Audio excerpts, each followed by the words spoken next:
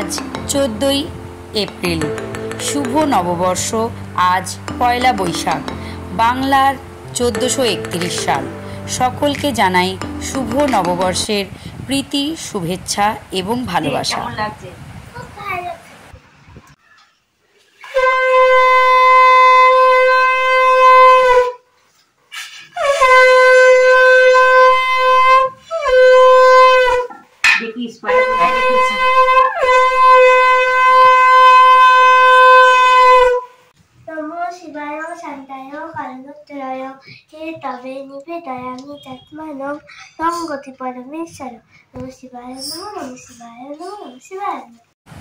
আজ পয়লা বৈশাখ, তার উপরে আবার রবিবার, সুতরাং আজ খাওয়া দাওয়াটা চরম হওয়ার কথা। কিন্তু আজ পড়ে গেছে ষষ্ঠী।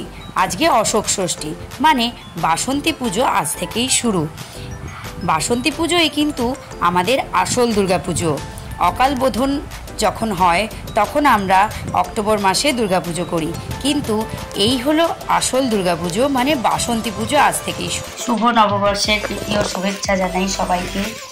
আজ শুভ নববর্ষ এবং আজকেই পড়েছে অশোক ষষ্ঠী, তাই জন্য আমাদের বাড়িতে অশোক ষষ্ঠী এবং শুভ নববর্ষ স্পেশাল কিছু আয়োজন চলছে ঠাকুরের উদ্দেশ্যে। দেখতেই পাচ্ছেন আপনারা, তরমুজ কাটা হয়ে গেছে। ষষ্ঠীতে 6টা করে অশোক ফুল খেতে হবে। 6টা মুখ কড়াই সবুজ রঙের। হ্যাঁ, 6টা মুখ কড়াই, 6টা অশোক ফুল এবং মিষ্টি দই। এবং আমাদের গোপু সোনার জন্য একটি ছোট্ট সুন্দর জামা আনা হয়েছে, বেশ স্টাইলিশ। আর যেহেতু নববর্ষ, তাই জন্য ঠাম্মি এবং নাতনি দুজনেই নতুন জামা পরে সকাল সকাল স্নান করে নিয়েছে। দেখি বাবু কেমন লাগছে নতুন জামা পরে, সবাইকে দেখাও। এই হচ্ছে নাতনির পোশাক আর এই হচ্ছে ঠাম্মির পোশাক। দেখি ঠাম্মি, তুমি দেখাও সবাইকে কেমন লাগছে তোমাকে। চান করে রেডি হয়ে পুজো দিতে চলেছে।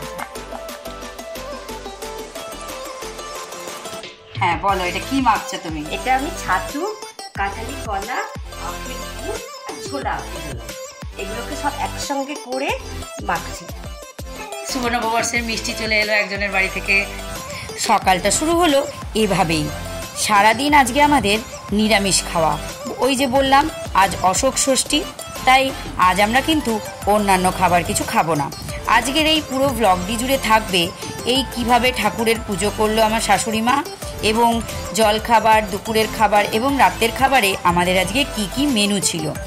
এইবারে শুভ নববর্ষের দিন আমরা আর কোথাও বাইরে গেলাম না, আমরা বাড়িতেই থাকলাম। প্রচণ্ড গরম, বাইরে প্রচণ্ড রোদ, তাই জন্য আমরা বাড়িতেই সকলে মিলে বেশ আনন্দেই কাটালাম। সকালটা সুন্দরভাবে শুরু হলো ঠাকুরের পুজোর মাধ্যমে। এই হচ্ছে অশোক ফুল।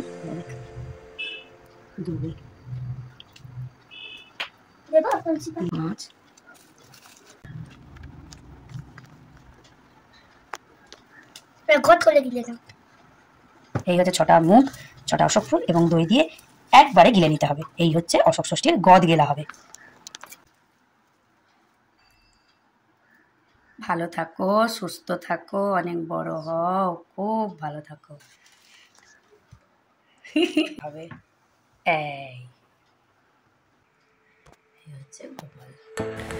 জলখাবারে ছিল নিরামিষ কচুরি, আলুর তরকারি এবং গরম গরম পান্তুয়া ও দানাদার। যতই হোক নিরামিষ, একটু তো ভালো খেতেই হয়, কারণ আজ নববর্ষ।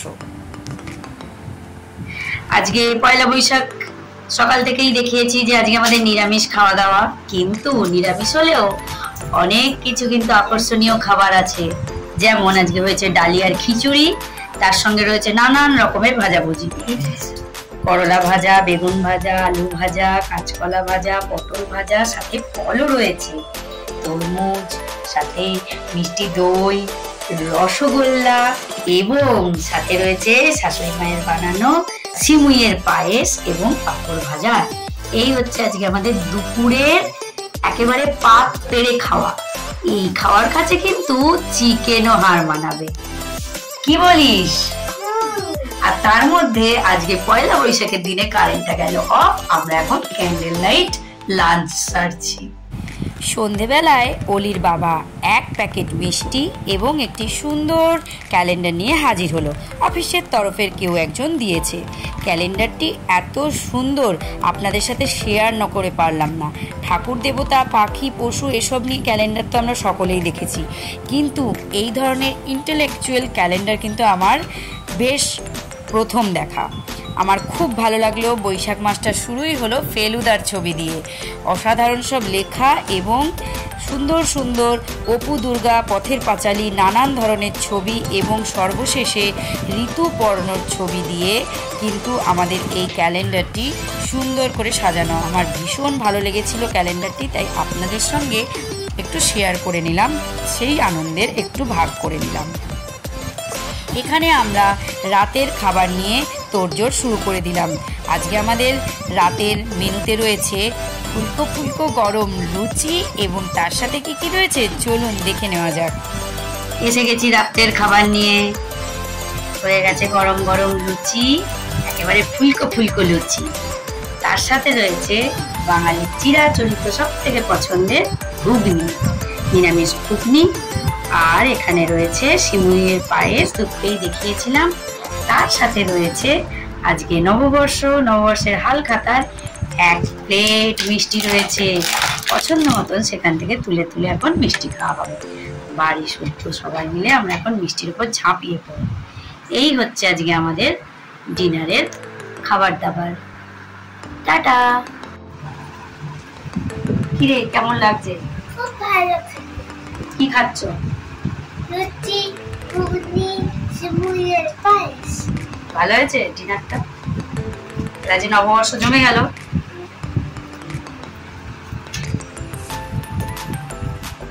তাহলে আজকে আমাদের নববর্ষ স্পেশাল ব্লগটি আপনাদের কেমন লাগলো জানাতে কিন্তু ভুলবেন না। সকলে ভালো থাকবেন, সুস্থ থাকবেন এবং খুব শীঘ্রই দেখা হবে পরবর্তী কোনো একটি ব্লগ নিয়ে। ততক্ষণ সবাই ভালো থাকবেন। Tata, bye bye.